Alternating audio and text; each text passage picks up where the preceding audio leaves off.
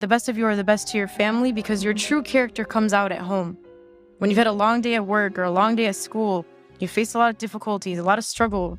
You've had a hard day and you've tucked it in so no one sees it of you. No one sees the flaws. No one sees the weaknesses. But then you go home and you unleash the monster. You unleash the thing that's been building within you the entire day. And who do you unleash it to? The people that you should care about most. I know you're all here for Almost Today, man. I'm here for Almost Today, man, too. But 15 minutes, inshallah, and we'll be done together. As was mentioned, I actually have been looking for the answer to this question for the past couple months. And it's that a lot of people on the outside look at you thinking that you are something. You know, you're a youth director, you're a pharmacy student. I'm sure many of you are MSA members, you lead things in your masjid, you're in Islamic organizations, you just graduated from college and now you're a doctor or you're an engineer or you're a teacher. You just grew a beard and now people are calling you sheikh. You just wore the hijab and people are calling you sheikha.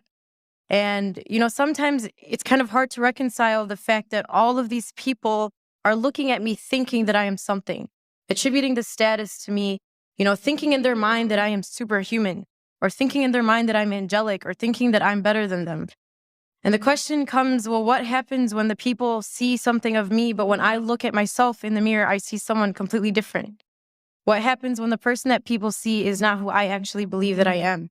And how do we reconcile between them?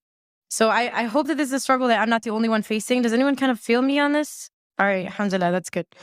I actually have a story that kind of just goes along with this. One of my halqa students actually came up to me the other day. Actually, this was a couple months ago. And she was like, so Shireen, like when you go home, like, do you just eat dates and drink Zamzam? And I was like, no, homegirl, I eat cereal in the morning and I eat burgers for lunch and I eat kushari for dinner. You know, I'm normal. You know, just because I'm at the masjid doesn't mean that I eat something different or I breathe a different type of oxygen than you do.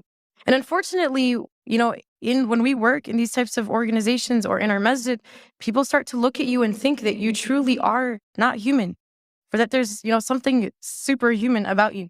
So that's kind of the thing that I want to address today is what do we do when we feel like the person in the mirror is different than the person that everyone else sees? So subhanAllah, you know, something that we have to do is first try to understand whether those people are two different people. Whether the person that you see in the mirror is truly different than the person that your community sees. Or whether you're just being too harsh on yourself and you truly are amazing. Or whether you're thinking of yourself too highly and you really should start to reconsider some of the things you've done. And so I kind of came up with a litmus test as to what you can ask yourself to try to understand whether those two people are really two people or if they're one.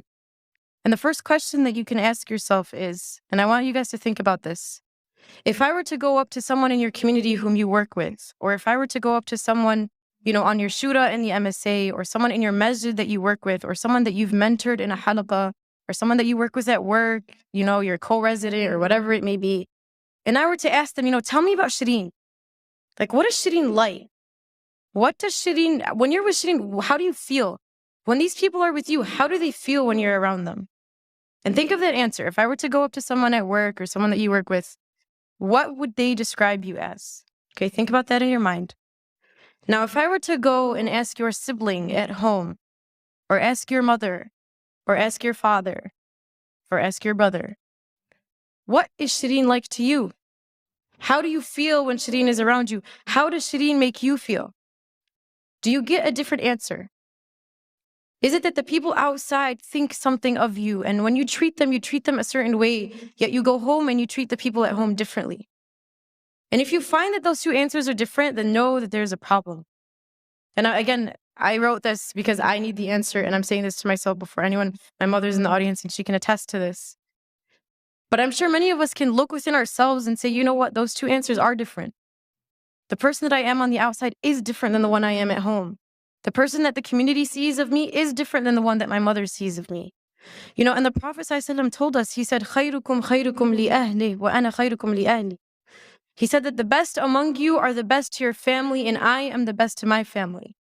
Why does the hadith not say, خَيْرُكُمْ خَيْرُكُمْ, the best of you are the best to your communities?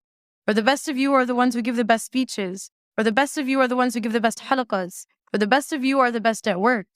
Because it's really easy to be good outside. It's really easy to be nice to the people at work, because if you're not, they're going to subtweet you on Twitter. And if you're not, they're going to think you're terrible, and they're going to have this illusion of who you are, and they're going to talk bad about you. But if you do something bad to your mom, she's not going to disown you, I hope. If you're disrespecting your sister, she's still going to be your sister. But if you do something bad on the outside, you can potentially ruin a relationship. And so that's why it's easy for us to be good on the outside, but it's hard to be good at home. And that's why the hadith goes that the best of you are the best to your family, because your true character comes out at home. When you've had a long day at work or a long day at school, you face a lot of difficulties, a lot of struggle, you've had a hard day, and you've tucked it in so no one sees it of you, no one sees the flaws, no one sees the weaknesses. But then you go home and you unleash the monster. You unleash the thing that's been building within you the entire day. And who do you unleash it to? The people that you should care about most. The people that deserve the most respect from you. And that's what we do. So I need you guys to think about that. And Aisha radiallahu anha was asked about the Prophet sallallahu alaihi wasallam. She was asked, we know that the Prophet sallallahu alaihi wasallam on the outside is amazing. Tell us about what he's like at home. We don't get to see him at home. Aisha, tell us what he's like at home. And her response was profound, not just in the way that she described the Prophet, but the fact that it came from her. She said, Kana Qur'anan yamshi, that he was a walking Qur'an. He wasn't just a walking Qur'an when he was at the masjid. He wasn't just a walking Qur'an when he gave a halaqah. Not just when he was in the community. He was a walking Qur'an when he was at home too. The Qur'an that he was walking, he walked outside and he walked inside. The people who were within his home felt the same way that the people on the outside felt. That's why this is profound. That's why this is important. But I'm sure all of us are trying to be that Qur'an and Yamshi on the outside. We're trying to be that amazing halaqah giver on the outside. We're trying to be awesome to everyone on the outside, yet to the people at home, we don't care. And there's a beautiful line of poetry that I read the other day, and it's scary. Listen to this. What good am I if I do not fill the plates of the ones who fed me, but fill the plates of strangers? What good am I if I do not fill the plates of the ones who fed me, yet fill the plates of strangers?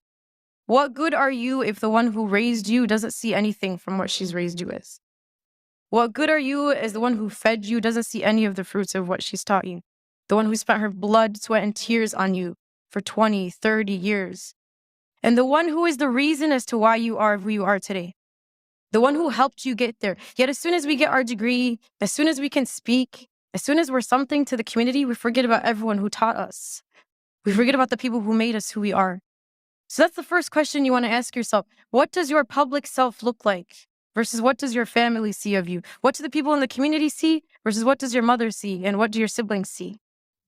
And the second question that I want you guys to think of, and again, I'm talking to myself before anyone here, is compare what your salah looks like in the masjid when there's a bunch of people in the congregation versus your salah at home when the only person that can see you is Allah. And I'm sure if we were to think within ourselves, the answer to those two questions, at least for myself, is probably different. That when I'm outside, I'm acting a certain way, yet when I'm inside, I'm not the same. My worship in the eyes of people is not the same as my worship when it's only Allah who's watching me. And the question is, why does it matter who's watching when Allah was watching in both? Why does it matter who else is around you when Allah was always around you? If you guys were at the session right before this, Sheikh Tariq Mustah mentioned a beautiful story, and I'm going to share it. So if you heard it, I'm sorry that I'm repeating, but he talked about how when he was 16, he became like a Quran assistant in his masjid, and he was teaching alongside of like this awesome sheikh, right? He was talking about how he was 16, teaching Quran, and he felt like a G. He was like, man, I'm like awesome. I'm 16 and I'm teaching Quran to other people. And so one day, I guess he went to the masjid early, like before Fajr or something, and he went and he found that his sheikh's car was parked outside the masjid, but all the lights were closed. So he's like, okay, that's kind of weird. And he mentioned that, he had to go make wudu.